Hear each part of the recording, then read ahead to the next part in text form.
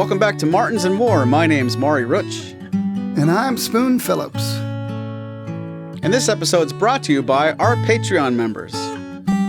Join our growing community for early access to every episode, exclusive video versions of the podcast, behind-the-scenes footage, full-length product demos, and more. We appreciate you. Spoon, it's been a long time. How are you doing so far?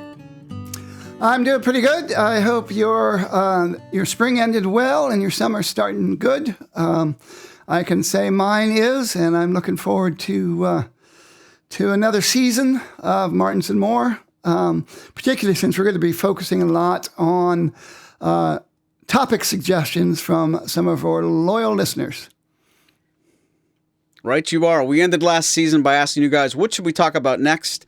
And a lot of you guys raised your voices, and we really do appreciate it. The only thing I don't like about this show, and if I could be really transparent, is trying to think of what to talk about and when. And those times where you guys are very vocal and you let us know what you want to read, what you want to hear. What do I even say read anymore? What you want to hear, what you want to talk about. Instead of us hoping that you like what we're talking about, why not just ask you? And one of the most impressive and most interesting topics that came to us at the end of season 4, our best pal, Marshall Fleisher, said, why don't you talk about the changes in production at Martin?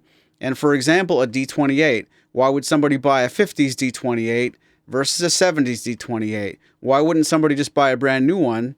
And one of the running jokes that goes around my circles is, why would you buy an old guitar when you can buy a brand new one?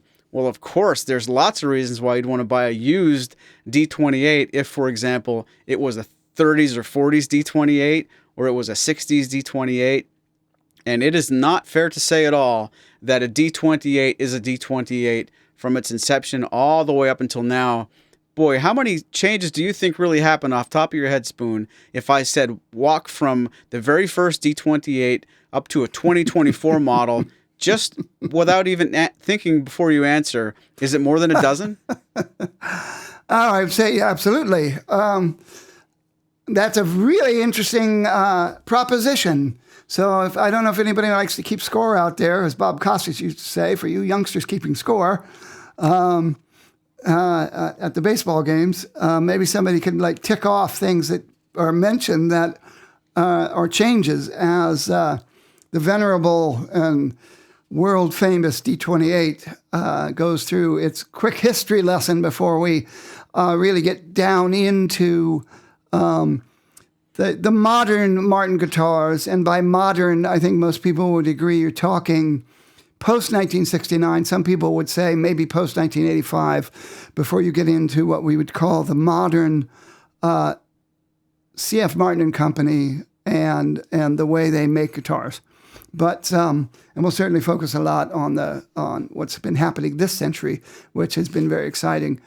Even if you're only talking about guitars that have the signifier D-28 in them, which, as we are going to see, covers a lot of models that are in fact different from other D-28 models.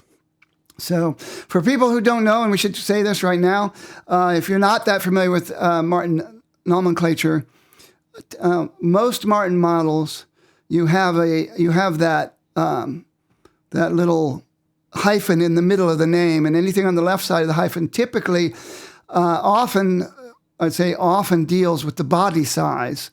Or it always deals with the body size. Sometimes it can deal with some other stuff. On the other side, then you have the style designations, and those have more to do with what the guitar is made out of and certain cosmetic features, we'll say, and are aesthetics. And so D28, the D on one side of the dash, the 28 on the other side stands for the D size and in style 28. But that's just for people who haven't figured that out yet.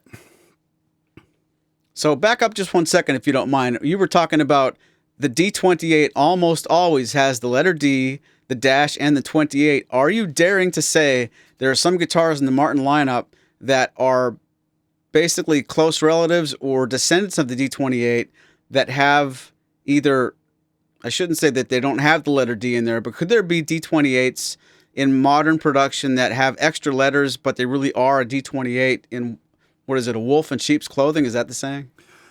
Well, perhaps that's, and right now, if we just focus on what I always called cataloged models, so now they have the modern series, the standard series, the 16 series, and so forth. Style 28 is usually found in the standard series. However, there have been many artist signature models and other, let's say, more affluent series of guitars that also use a version of Style 28. So the answer is definitely yes, and we'll certainly get to that when we get up into the 1970s and beyond. So where do you want to start? Can we use the D28 as today's example and, reflect on Marshall's question, how has Martin changed construction changes through the years? Why don't we stay on the D28 just to make some sense, but say to our viewers at the onset, this is also applicable to other guitars, maybe the D18 as well, but instead of jumping through a bunch of hoops and naming a bunch of guitars to sound even more confusing, why don't we go back to the initial D28 Spoon? When was that developed, and was it called the D28 at the beginning? Well, I think I'm going to try to not go over long about the ancient history. I'm going to begin with the very first D28, which I actually got to play at one point back when it belonged to the actor Richard Gere, and who was a big time guitar collector and loves Martin guitars. The D28, the first guitar stamped D28, was built in 1931. Martin, the dreadnought size had been developed prior to that, going back to 1915. But in those days, Martin was making guitars for a variety of private companies like Wurlitzer and Ditson. And the Ditson musical department stores in Boston, Philadelphia, and other places would have certain guitar models built just for them and used body sizes that were designed just for them. And the original dreadnoughts, what they called the dreadnought, was actually built for the Ditson department stores. And it's named after the largest class of British battleships at that time. In 1915, the dreadnoughts were the biggest battleships on the sea, and that body size that they made for Mr. Ditson, which was designed, these were steel string guitars at a time when Martin typically didn't make steel string guitars, and they were designed to be the so-called bass guitar in mandolin orchestras. And they have that big mammoth 12-fret body size. And then when the Ditson department store went out of business in the Great Depression, that allowed Martin to then take that design and make some tweaks to it and come out with their own supersized guitars. Now, if people remember what a triple O size is, the auditorium size, and the grand concert size, the double O size, back in those days, everything was a 12-fret guitar and kind of looked like a classical guitar, typically with a slotted headstock and big wide neck with a 1 7/8 inch neck width at the nut width at the end of the neck. These were until Segovia came over to tour in the 1930s. All of the major classical guitarists that were American played Martin guitars. It was the choice, and they were playing gut string guitars. When the Hawaiian music craze came over in 1912, Martin was the first major manufacturer of musical instruments in America to embrace that and started making ukuleles, but also started making steel string guitars for the Hawaiian artists that used a slide, a steel as they called them, and basically played them mainly in like the lap steel style. And so that's where the steel strings originated. Steel string Martins originated. And so by the time you get up to 1931, and Ditson's gone down, I think they may have gone down in 1930, they were out of business. Martin made the D1 and the D2 as test models. And they made multiple numbers of them, but they may only made like 2 of them each or something. And they were successful. The major difference, I think, between the Ditsons and the Martin Dreadnought is the Martin Dreadnought had the famous X bracing. The Ditsons had ladder bracing, as if I remember correctly. And and then they immediately decided to take those prototypes and call them the D18, the D1 having mahogany back and sides and was basically made in style 18, and the D28. And so the first D28 was made in 1931. It has that big dreadnought body size with the big sloped shoulders that were then eventually copied by Gibson and other makers, that sort of Martin slope shoulder look, and the big wide neck. And they were very lightly built by modern standards. They had a wooden truss rod in the neck, and Martin later made copies of them, sort of, in the Authentic series with the D28 Authentic 1931, which is one of those D28s that's, unique in some of its features. They also made the orchestra models, came out in 1930. Those were Martin's first 14-fret, 6-string steel string guitars. And the OM28, OM18, OM45, and so forth. And so they were a big hit, unlike the Dreadnought at that time, which didn't sell very well at first because it was so ginormous compared to their Triple O, which was their next biggest size. The orchestra models did take off, and they became so popular that Martin decided to convert all of their body sizes to the 14-fret version, and which then became known as orchestra models versus standard models. In 1934, they changed the names of the OMs back to Triple O, and they became the 14-fret Triple Os. And the Dreadnoughts were converted to 14-fret models in 1934. I've got to play some of the very first D28s, including the very first Sunburst D28. They didn't call them Sunburst in those days; they called them shaded tops. Sunburst being a Gibson phrase back in the day. And that was made in very early 1934. Spectacular guitar still to this day. So that's when you got the 14 frets. And at that time, here's the first major changes. They squashed those slope shoulders down to expose 2 more frets, and that changed the position of the bridge plate in relation to the overall body, where the sound hole is placed in the top, and then required the bracing in the upper area to change a little bit. And then they narrowed the neck because the steel string guitar was replacing the banjo in jazz orchestras and dance bands. And now that steel strings were making guitars loud enough to compete with mandolins and fiddles. But banjoists didn't want that big honking wide neck. So the neck was narrowed to a 1 3/4 inch width nut from the 1 7/8. So those are the first major structural changes that happened to the D28 and all the other Dreadnoughts, and really all the other Martins that were switched to 14 frets from the 12 fret versions. And most people don't know this, but it wasn't like you could get everything in a 12 fret or 14 fret version after 1934. They did away with 12 fret models with the exception of the 0021, which stayed 12 fret for a long time and well up into the Woodstock area and beyond. And but that was really about it. And everything else was unless a dealer ordered a specific 12 fret model, everything went to 14 frets. And the 14 fret Dreadnought went on to conquer the world and become the most famous guitar, particularly the D28. The most copied guitar, the most influential guitar. By the time you get up into the Beatle era and stuff like that, the most desired guitar was a Martin D28, and for a lot of good reasons.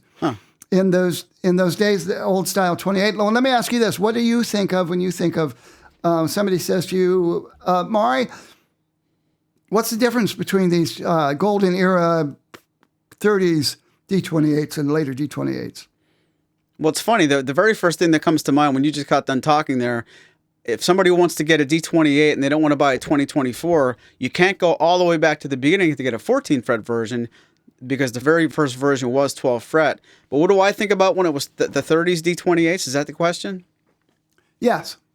I don't know if it's fair to say, but Brazilian Rosewood just comes to mind. And I know that's not, oh, I shouldn't say what I know. I suspect that I remember that the 30s isn't where that ended. But if you're going to compare a modern day D28 to something from the 30s, I'm thinking of the 12 fret neck joint and Brazilian Rosewood back and sides. And this is where I think I know more than I know. I also think of an Adirondack top, but I'm not that sure I'm right because I know back in the early days, the Adirondack top went away in, the Sitka came along. I don't want to say that was the 30s when that changed, but 1930s D28 makes me think of Adirondack top, Brazilian Rosewood back and sides, and the 12 fret neck joint. And, authentic is the word you used a few minutes ago. That's what I think of in modern day, but the original ones, that's a 30s D28 in my book, Well, yeah, those were the two things that most people would have thought of. Brazilian rosewood, Martin had used Brazilian rosewood almost exclusively, going back to when they started making true solid wood guitars in the 1840s, probably 1850s. Before that, they often had a different wood on the inside, and the Brazilian rosewood was just a veneer to look nice. And then eventually they went with solid Brazilian rosewood. And the American Eastern red spruce, which everybody calls Adirondack spruce, even though it can come from anywhere from Ontario to North Carolina and end up on a guitar. But for the most part, it was from the Adirondacks and Poconos, and the Martin tended to buy locally in those days. But they were in the Poconos, and we know for a fact that they cut down local trees. Even the tree in their own backyard was cut down at one point to be... But then they found out it wasn't good enough. There was something wrong with it for top, so they used it for bracing. But so yeah, those are the two biggies. And then, like you said, in the 12 fret neck joint switched over in 1934, and then we get the classic 14 fret dreadnought, the classic acoustic guitar. Most people think of steel string acoustic guitar. It is the D28 that is the real benchmark acoustic guitar. And there's other reasons that I'll go through that will, as things start to change, but those are the biggies. And then there's also Style 28 itself. Style 28 had some sort of white binding. Typically, what they were going for was artificial ivory. Martin had gotten out of the ivory business long before then, decades before then, because of the problems with elephant ivory even back then. And so they had Ivoroid, as they called it, and plastics were a new and fancy, cool thing in those days, and a lot of Martin guitars had wooden binding, the mahogany guitars, but then they started adding the tortoiseshell binding and even tortoiseshell head plates and stuff, which was considered a very fancy, expensive upgrade in those days, because Bakelite was probably the first popular plastic, but Ivoroid after that, that was a big deal and very, very futuristic, to be able to have a malleable thing that we take for granted now as a hard plastic. But so you had the white binding, you had the herringbone trim, the famous herringbone trim that had been on Style 28 since going all the way back to its inception in the 1800s, middle 1800s, and you had the diamonds and squares fingerboard pattern, that, as they call them now, those diamonds that could have been in white mother of pearl or in other kinds of shell, abalone being most prevalent. And then you had the gold foil C.F. Martin & Company script, like you have on my shirt here today, that appeared in 1931. It was the first year they used that. And then you had some sort of chrome tuners, some sort of silver tuners. I don't remember when Spanish silver, which was what they called it, or German silver, rather, is what they called it, went out, but it was still in use, I think, in the 1930s for the tuners. It was actually a nickel alloy. And so those are the biggies that you think about, and the zigzag backstrip, as they called it, that has nothing to do with the Mr. Zigzag of the 1960s, but has that. You sure? Though I'm sure a lot of people in that Woodstock era would have thought otherwise. But yeah, so that was the Style 28 at that time, and after that, that's when it then. A lot of people think of the classic D28 as not being that D28. They think of the D28 as having the black and white lines around the edge of the binding, and they think and around the sound hole, and they think of the big white mother of pearl, what I call domino dots. Mm-hmm. And now everybody's harkened back, and now everybody knows the modern Style 28, with the exception of the D28 and the standard series, has the diamonds and squares and the herringbone. And they've gone back to that now. They've gone back to the 1930s look, and we'll get into that, how those trends come and go. But the reason they changed, there were two reasons they changed out from the herringbone and diamonds and squares to the white dots. and the black and white plies. And that is because in the jazz age, in the 20s and 30s, Martin was a very conservative company. The herringbone and diamonds looked old-fashioned. It looked very 1800s. And young people who were in these hot jazz bands and all that, and the country singers and all that, they looked like old fogey to them. And so Martin switched to the dots, and even that was kind of already passé by the time they switched to the dots and the block, and then when they switched out of the snowflakes on the fancy Martins and went with the hexagon block, pearl, and that kind of stuff, that was an attempt to become modern and hip and be much more modern. And can you remember where the dots and black and white binding came from? I'll put it to you this way. It came from some of the most expensive, and the block inlays that we later used on the D45, they came from the most expensive Martins in the 1930s. And do you remember what those were?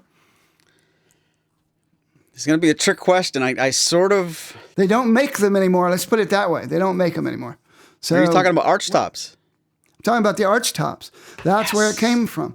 Martin started making arch tops for jazz musicians to compete with Washburn and Gibson and Epiphone and those others. And even the OM came from that famously, where Perry Bechtel was an orchestra leader down in Atlanta, had asked Mr. Martin to make him a guitar with a longer neck because Gibson had sent him a free L5 and he didn't like how it sounded and he wanted a Martin.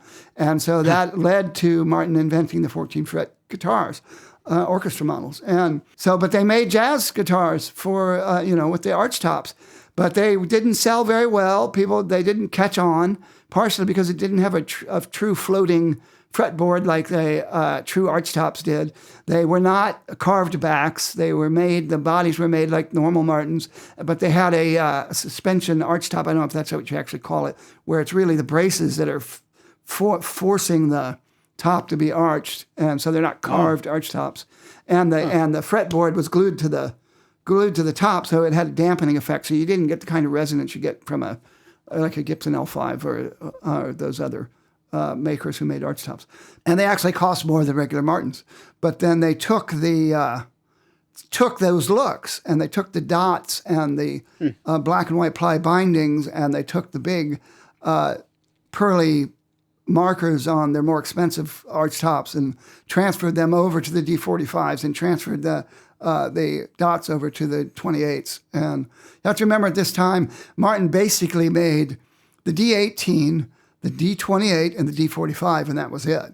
So there wasn't all these different styles going on at that time. There were lesser styles. They were the Style 15, came out in 1940, which was originally a spruce top guitar and only made in size 0. They came out with they had the 17s, which were all mahoganies, and they had like less expensive, more obscure models. But when it came to the dreadnought, your choice was the 18, the 28, and 45. They did have the D42, but it was a very rare thing. They didn't make very many of them. And in fact, they may have only made 2 D42s as custom orders.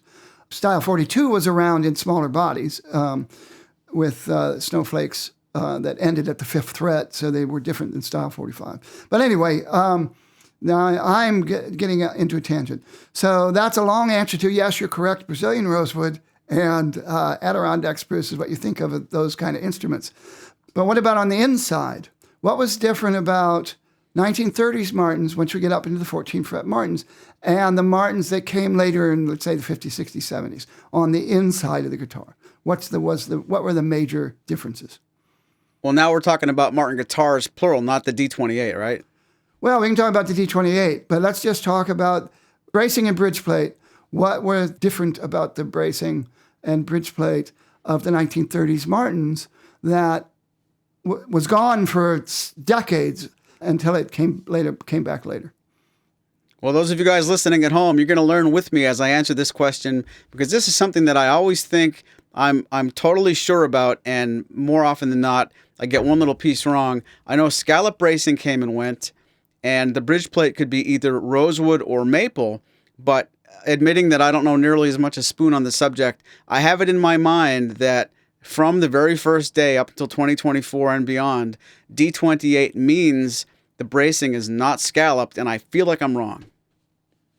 No, you're absolutely right. And though the rosewood bridge plate came in later, but what about where they put the bracing? Forward shifted, rear shifted, and non-shifted, I guess. I would think this is probably the part of the podcast and probably the part of the Martin timeline where the bracing is no longer forward shifted or becomes forward shifted. So I'm going to guess this is where it's not forward shifted anymore. I'm surprised at you, but no, that's the exact opposite. Forward shifted bracing was what the 30s was all about. But that wasn't forward shifted in those days. That was just the Martin bracing. That's where the Martin bracing had placed the X brace in relation to that 14 fret body shape and in relation to the sound hole. And what it meant, and really, a lot of people think of it as the X brace crossed at about 1 inch from the sound hole. But it really wasn't about its position in relation to the sound hole. It was about how far away it was from the bridge plate. And the bridge plates in those days were maple. The other major difference was in those days, they had what they called tucked bracing. And so the maple bridge plate sat under the bridge area to give it strength and has the holes in it for the string ends to come through from the pin bridge where the pin puts them down in there. And that is the most rigid part of the top right there.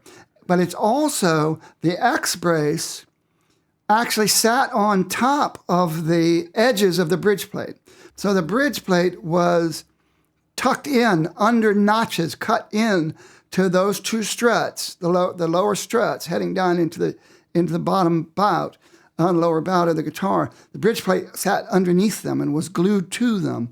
And years later, it was claimed that allowed the ultimately sound-producing energy coming into the guitar from the strings where they anchored to the bridge was being transferred to that X brace and spread out across the X brace much better. And then the two tone bars that are touching the treble lower bout and then come slant out across the top, the bottom bout, they are also tucked into the brace, to that strut as well. And then all the little bracing around it were tucked in to the X brace, and the X braces themselves were tucked into the cedar purfling around the edge of the top. So that was called modern usage of tucked bracing is how that was described. So you had forward shifted scallop bracing where they hand carved little dips out of the X brace and then carved the little bracing around the sound hole, carved them into these what looked like little pup tents where they're sitting there with a chisel. And the point of that was to make the bracing more flexible and made the top more flexible. But also in the big long brace, they looked like a suspension bridge. And where those peaks were was very important. And it wasn't like they just arbitrarily put them there. They must have experimented to find those are dampening nodes that actually dampen certain frequencies. And people talk about voicing the tops, which Martin doesn't really do, where they tap the top and carve and tap the top and all that stuff. But the nodes of the scallop bracing, where they are, is very important in terms of how the physical energy passing through those bracing soundboards, how it's disseminated, and then reverberates off the soundboard, hits the back and sides, and comes out of the sound hole as audible sound waves. So those are the biggies: Brazilian rosewood, Adirondack spruce top, forward shifted bracing, tucked bridge plate and bracing. And then what did they use in those days to put the guitar together? Hide glue. I know that. Hot hide glue. That's exactly right. Hot hide glue, which smells terrible and is really hard to do and has to be heated up and has to be refrigerated, which must have been a big pain in the 1930s. But that's what musical instrument makers have always made. Violin makers, everybody, used hot hide glue. That's what glue was made of in those days. And so that was the 1930s D28. In 1939, they narrowed the nut to 1 11/16 inch. So that's the first major change out of the golden era. And that's because Martin had been thickening the actual barrel of the neck across the 30s, probably for warranty reasons, because it started out with a wooden dowel in it that then turned into a steel bar. But they made it thicker and thicker and thicker until you get into these big, what they called baseball bat necks in around 1936, 1937. I hate those. So instead of making the neck smaller in terms of the solid mahogany baseball bat, they made the nut and the width of the nut and the width of the 12th fret narrower and narrowed the string spacing. And so you still had the big solid piece of wood, but your fingers didn't have to reach as far around it. So they don't feel nearly as big and wide and fat and chunky in 1941. The other major change, we don't know exactly when it happened, but certainly by 1941, the forward shifted bracing went away, and they had moved the X brace back closer to the bridge plate. Historically, there's some claims that's because people were using heavier strings. I don't think that's true at all. I think they were already using every bit as heavy a string. Some people use piano wire, on their guitars and stuff in those days. But for whatever reason, and Martin didn't even record this, so we have no idea exactly when it happened. There may be some modern scholarship now with Greg Hutton, the archivist, and who helped Dick Boak finally arrange the Martin archives. Maybe there's some modern scholarship about when's the first documented rear shifted bracing. We just know some repair guy in someplace in southern Ohio wrote to Martin about it, and Martin didn't even know about it. We're talking late 20th century. They didn't even notice that the bracing had changed. And so rear bracing showed up by 1940, maybe 1939, you have rear bracing, maybe 1938. There's probably somebody listening to this podcast who can pipe in on the notes in the YouTube version of this podcast about, am I wrong in thinking it's 1938? Somewhere around 38, 39 was the end of forward shifted bracing and the beginning of rear shifted bracing. And your estimation, okay, so you said rear shifted, forward shifted, and non-shifted. Non-shifted bracing went away with the reimagining in the 20-teens. Standard bracing was a little farther away from the bridge plate than rear shifted, which is what you have in the 40s and 50s and 60s, maybe up until 1960. But in your estimation, what effect on sound did forward shifting versus not forward shifting, rear shifting braces have in your remembrance? Well, the times that I've played both examples, and when I say that if it was a guitar that had forward-shifted bracing versus a very similar guitar where the bracing was not forward-shifted, forward-shifting bracing, to my ears, enhances the bass. So you get a boomier, a bass boost or a bass bump, and if you take the bracing from forward-shifted back towards the center or neutral position, and that's the only thing that changes, I do think forward-shifting bracing is a bass plus. And conversely, non-forward shifted bracing, the bass is not boosted. So there's a bass boost, and I often talk, on whether it's on this program or on a conversation on the phone, I think the three things you can do to get bass is either make the guitar bigger, make the bracing forward shifted, or make the bracing more fragile, probably by scalloping or smaller pieces of it. So not to get in too fast of a tangent, if you would take a guitar that was an auditorium size and make it bigger as a dreadnought, forward shift the bracing, scallop the bracing, and make the bracing smaller, that's basically bass, bass, bass, bass. So to answer your question more directly, forward shifted bracing adds bass, but it's only one way to do it. And there are some examples in today's timeline. Before this program's over, we're probably going to talk about certain years of D28s or D28 cousins, where you could actually get that effect from doing more than one thing. But that's it definitely enhances the bass to my ears. Yes, I think that's a very detailed explanation that's accurate. And so I think the bass boom is the major noticeable difference with forward-shifted bracing. We didn't have really forward-shifted non-scallop bracing until the 21st century. And because forward-shifted bracing went away before scallop bracing went away.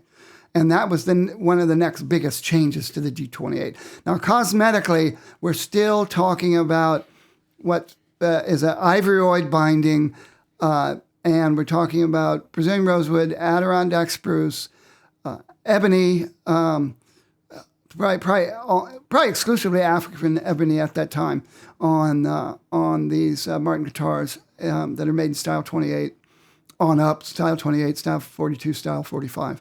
And then the Second World War arrives, and this is another reason why Martin was getting out of certain cosmetic things. And Second World War arrives to the world in 1939, and by the time it arrives here in 1941, there's some major economic changes, major supply chain changes, and so Martin had gotten a lot of they got a lot of their cosmetic inlays, not just Martin, the entire musical instrument world in America, from Germany. And so that stuff went away, and the herringbone went away. And then Adirondack spruce went away. And it's definitely a contributing factor to this, though some people have refuted this being a true major reason.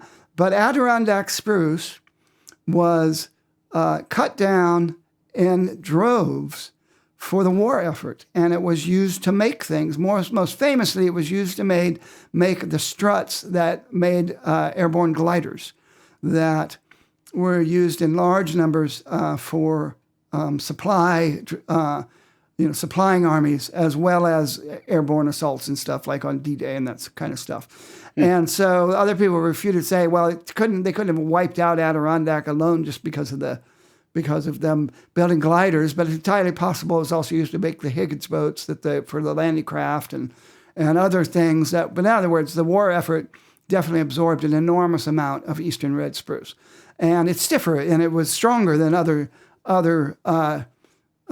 evergreen trees, and so that's it was desirable. So it was not available to Martin, and also this is a very important part that a lot of people forget about. Frank Henry Martin, who is the Mr. Martin that brings us into the 20th century, he's the Mr. Martin of the triple O size, even though he thought the double O size was ideal for perfect tonal balance, but people wanted louder guitars. He went along with that. He went along with the dreadnought. He went along with the OM. He went along with steel strings. He was definitely somebody who gave the public what they wanted. And by the Second World War, he's getting on in years, and his son, Fred, is really taking over a great deal of the company by this time. And he was a very frugal guy. And, he was a man of the Great Depression. He was he was famous for going around the factory and going through the trash cans and taking out little stubby pencils and putting it back on employees' desks because they could still use it. And he believed in cutting corners and believed in saving money and believed in maximizing profits. And that may be a major reason the D45 and the 42s went away. The abalone, most of that abalone was from America, so I'm not exactly sure why, what economically, during the war was a requirement of that. Maybe abalone was being all scarfed up by the war effort to be used in other ways, I don't know, with its weird reflective properties. But the 40 stuff went away. So by the time you get to 1943, the most expensive, biggest Martin you can get is the D28. And basically you have the D28, the D18 is in mahogany, triple O28, triple O18, double O18. They were not making a 14 fret double O28. They never made one really until the modern era. They only made the 12 fret double O21. Double O21. And they had the triple O21s, but they went away when herringbone went away as well. Well, no, that's not true. I'm sorry. They did not go away. That style 21 lost its herringbone at that time and eventually just became style 18 in looks, but with a rosewood back and sides instead of mahogany. So, but one thing that went away was scallop bracing. And again, they say people are using heavier strings. That's complete balderdash. Had everything to do with the fact that they were in such huge demand. They had a lack of labor due to the war effort, and Fred Martin was frugal, and they could make many more guitars if they didn't scallop the bracing. It took longer than anything else that they did, and so they just got rid of them. In 1940, late 44 and through 45, they transitioned into what they called tapered bracing. There's some people who claim that 1945 Martins are the best sounding Martins ever because of the unique bracing, which is still carved to get some flexibility to them, but not with the details of the scalloping you get in those days. And by 1946, no more scallop bracing, no more rear shifted bracing. Herringbone's gone. You now have the dots. There's some transitional herringbones with dot. Maybe up until 1446, you have transitional herringbone D28s as they're using it up with dot fingerboards. Certainly triple O 28s. There's definitely triple O 28s that have herringbone trim and domino dots. And about this time, the ivory kind of goes away into a much plainer, bright white plastic, like argent white. It kind of goes along with the argent white mother of pearl that they were using on the fretboard markers in those days. Trivia, people will know that the D28s in those days had, well, all of the Martin dreadnoughts had a much rounder headstock. And this was something that Martin never noticed as well. They didn't realize that they were the same molds that they were using, wooden molds for to make the headstocks, were wearing down over the eras. So they went from a very squared off, cornered headstock to these round headstocks. And by the mid-1950s, they're very round. And they didn't even notice that because they were, as Chris Martin had said, his grandfather, they were only interested in making new Martins.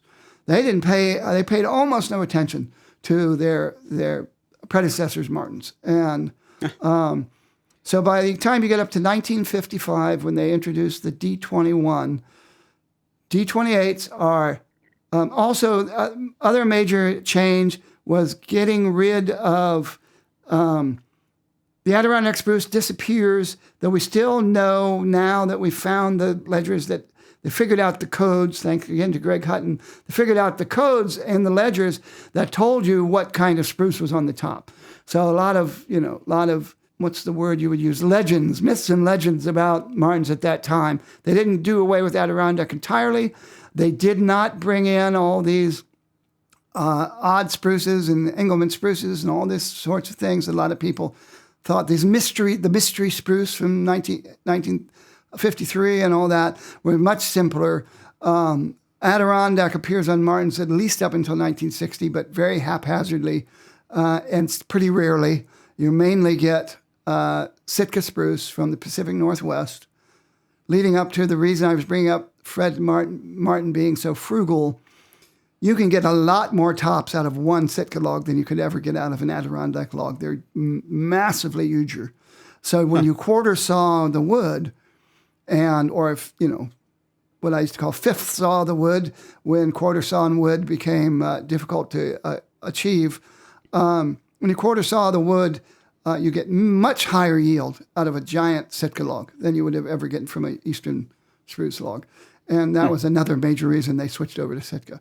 So you have non-scallop Sitka braced guitars, rear-shifted bracing, and that gives you the colossal cannons of the 1950s, the bluegrass cannons, that you can play with a really thick pick, and you can, as Maury and I love to do, play as hard as we possibly can and put all of our energy into it, and it just says, "Is that all you got? Let's go," and just roars. And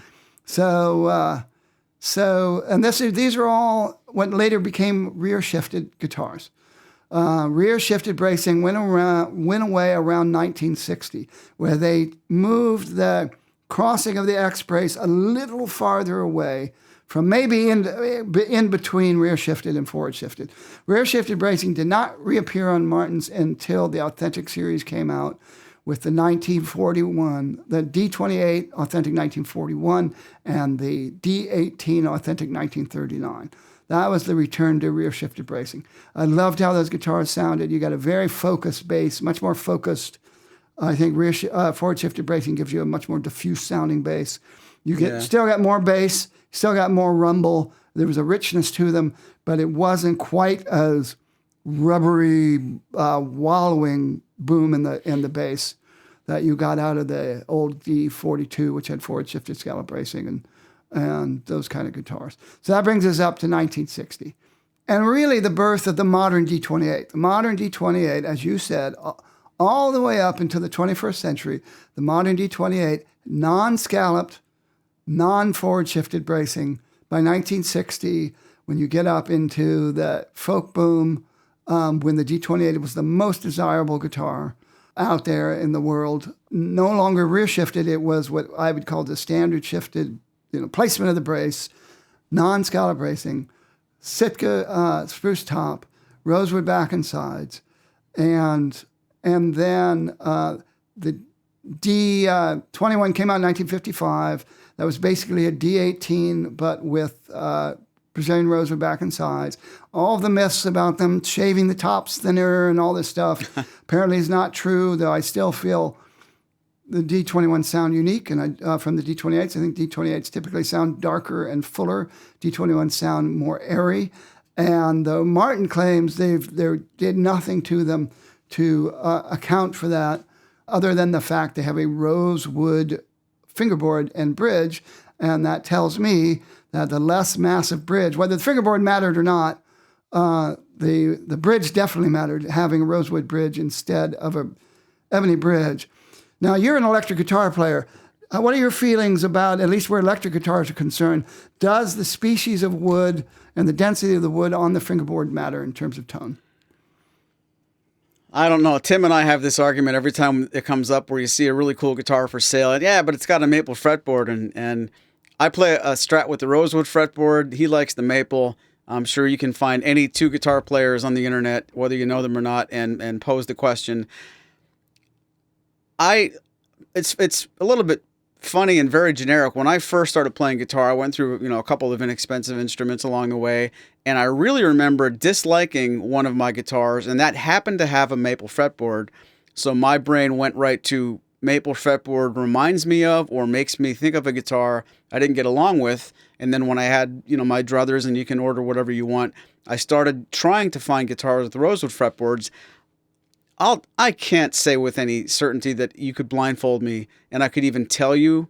But then again, we've said this before, everything has to matter. So if it didn't matter, I don't think you would see the choices this long. It wouldn't be 2024 and still availability to get both. There's got to be a good reason why they offer them both ways. It has to have something to do, and that's the other thing. Does it feel different? Or when you're playing electric guitar, do you feel anything besides the string and the fret? My quick answer is I don't know, and if they stopped offering rosewood and I had to buy my next electric guitar with maple, I would get over it very quickly. So I can't feel like that makes a big difference, frankly.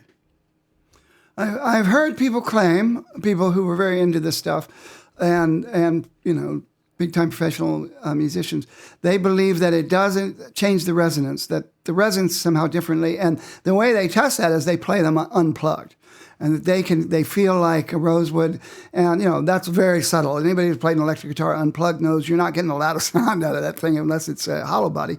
And no, but it's not to interrupt you there, but you certainly make the argument when you're playing an electric guitar, you should play it unplugged, because if it does impress you, that says a lot, because it's so feeble. If you're getting some kind of a connection and a resonance and what you're playing on that guitar gives something back to you before plugging it in, it's only going to get better when it is plugged in. But that's how I feel about that. That's a tangent, but I think it's a very interesting tangent, and I do believe that as far as if Martin is really telling the truth, or the modern people of Martin that I know weren't around really in the 1950s to know were they doing anything to the D21 or 0021 to make them sound as open and sunny as they sound.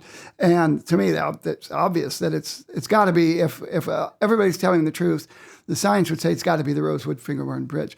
But the D28 retained the ebony all the way, and so it's still got an ebony bridge, and an ebony bridge back then. So by 1960, you have Indian rosewood, Sitka spruce top, ebony fretboard and bridge, dots, and and black and white ply bindings, you still have a big chunky neck, but nothing as big as like a 1937. In fact, it's starting to transition in terms of neck shape, which I know you will agree when it comes to electric guitars. That's one thing you do feel is neck shape. And by the early 50s, you still have a lot of V-neck guitars at Martin's, but the V is starting to kind of go away into what they called the full thickness neck. If you tried to order that neck today, you'd have to order a full thickness neck, which is more of a C shape or D shape, even in my hands, than it is a V shape. Well, I probably should apologize for being long-winded, as people know I am, but clearly this is going to be a two-part episode. So we're going to continue right on through the timeline and the changes, and a lot of very cool, interesting changes coming up. But we should probably sign off from part one. Here we are in a new season with new episodes, mainly based on listener suggestions for topics. And so Marshall's topic of the changes that have taken place across the years in Martin production techniques and using the vulnerable D28. This is, I guess we can say, the end of part one. I guess we can. And you promised me that we will never begin any season ever again in our lives without hitting 20 questions. You're going to make me wait one more week to play the game. Well, that's going to do it for part one of season 5, episode 1. From all of us at Martins and More, thanks for listening. Hear you later.